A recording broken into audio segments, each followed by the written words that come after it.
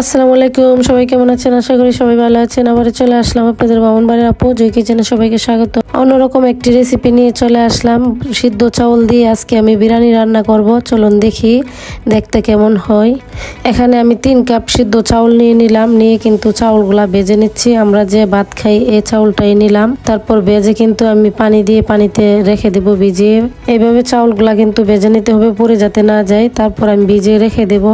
ভিজিয়ে রেখে দিয়ে কিন্তু এখানে আমি চিকেনটা রান্না করে নিই। পরিমাণ মতো রান্নার তেল দিয়ে দিলাম।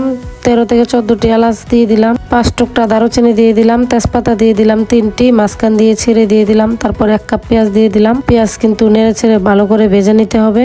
তারপর পেঁয়াজ ভাজা হয়ে গেলে এখানে 2 চামচের মতো আমি পেঁয়াজ বাটা দিয়ে দিলাম। পেঁয়াজ বাটা দিয়ে কিন্তু এখানে 2 চামচ রসুন বাটা, 2 চামচ আদা বাটা দিয়ে দিলাম। আদা রসুন কিছুক্ষণ ভেজে নিয়ে এখানে মরিচের গুঁড়া দিয়ে দিলাম 2 চামচ, হলুদের গুঁড়া 1 চামচ, জিরা গুঁড়া 1 চামচ, ধনিয়া গুঁড়া 1 চামচ। তারপর পরিমাণ মতো লবণ দিয়ে দিলাম। সব মশলা দেওয়া হয়ে গেলে কিন্তু কিছুক্ষণ নেড়ে ছেড়ে দিব। অল্প পানি দিয়ে নেড়ে ছেড়ে নেব। পানি দেওয়া হয়ে গেলে কিন্তু আমি নেড়ে ছেড়ে কিছুক্ষণ এইভাবেই কষিয়ে নিব। পানিটা দিয়ে দিলাম যাতে নিচ থেকে লেগে না যায়, মশলাটা যাতে পুড়ে না যায়। তারপর 1.5 চামচ আমার ঘরে তৈরি করা বিরিয়ানির মশলাটা দিয়ে দিলাম। উপরে তেলটা ছেড়ে আসলে কিন্তু আমি চিকেন দিয়ে দিব। চিকেনটা ভালো করে কষিয়ে নিতে হবে। মশলার সাথে কিন্তু চিকেনটা ভালো করে আমি ভেজে নিলাম। কিছুক্ষণ ভেজে নিয়ে তারপর অল্প পানি দিয়ে কিন্তু ডেকে কিছুক্ষণ কষিয়ে রান্নাটা করে নিব। মাংসটা সিদ্ধ হওয়া পর্যন্ত অপেক্ষা করব। এইভাবে একদম সহজেই কিন্তু ঘরে থাকা মশলা দিয়ে সিদ্ধ চাউল দিয়ে বিরিয়ানি রান্নাটা করতে পারেন। খেতে কিন্তু অনেক ভালো ছিল। এইভাবে কিন্তু কষিয়ে নিব। উপরে তেল যাতে ছেড়ে আসে এভাবে কষিয়ে নিলাম। ডেকে ভেজে রাখা চাল পানি দিয়ে ভিজিয়ে রেখে দিয়েছিলাম। তারপর দেখুন ফুলে কিন্তু ডাবল হয়ে গেছে। আমি ভালো করে হাত দিয়ে কষলিয়ে ধুয়ে নিলাম কিন্তু পরিষ্কার করে। তারপর পানি ছেঁকে দিয়ে দিলাম।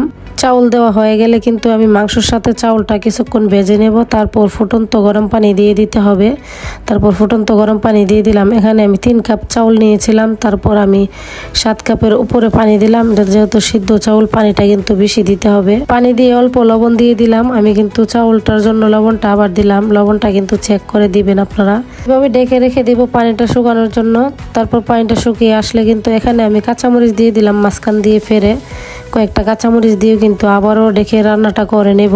কিছুক্ষণ ডেকে রান্না করার পর তারপর আমি এখানে একটি ডিম দিয়ে দিব। ডিমটা ফেটিয়ে দিয়ে দিব। ডিমটা দিলে কিন্তু খেতে ভালো লাগবে। তারপর ডিম দেওয়া হয়ে গেলে কিন্তু নেড়ে ছেড়ে দিতে হবে। সাথে সাথে কিন্তু এই নেড়ে ছেড়ে দিতে হবে। গরম ভাত কিন্তু ডিমটা দিলে সিদ্ধ হয়ে যাবে।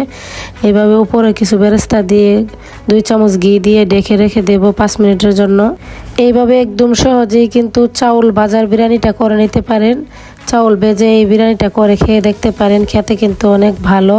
যারা খাননি এইভাবে একবার খেয়ে দেখতে পারেন আমার মতো করে। আশা করি সবার কাছে অনেক ভালো লেগেছে। ভালো লাগলে লাইক কমেন্ট শেয়ার করে দিবেন। এরকম মজার রেসিপি দেখতে চাইলে আমার পেজ ফলো দিয়ে রাখুন। আমার ভিডিওটি দেখার জন্য সবাইকে অসংখ্য ধন্যবাদ। আজকের মতো এই পর্যন্ত। অন্য কোনো দিন অন্য রেসিপি নিয়ে চলে আসবো। এই পর্যন্ত সবাই ভালো থাকবেন। আল্লাহ হাফেজ।